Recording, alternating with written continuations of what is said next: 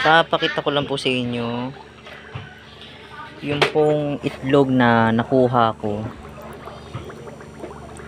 Ito. Yan po ay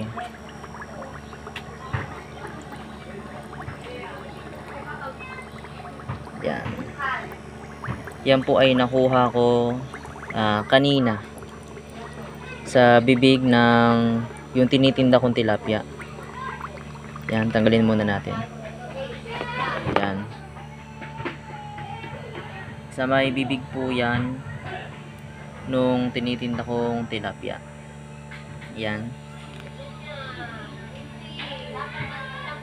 Kinuha ko siya kasi sabi po nila kapag nasa bibig na daw po ng tilapia, ma-hatch na daw po yun. Tapos nung nag-search ako sa YouTube, mga 3 to 4 days mag-hatch siya. Ngayon naman, yung namang nasa ilalim, meron din dito. Ayun, hindi lang siya kita. Ayan. Meron din dyan, nakuha ko din nung 3 days ago naman. Ayan. Sabi kasi nila, dapat daw tumatalbog-talbog.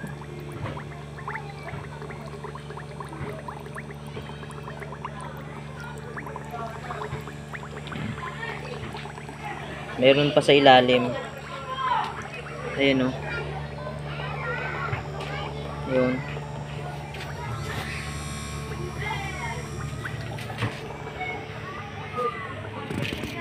Ayan.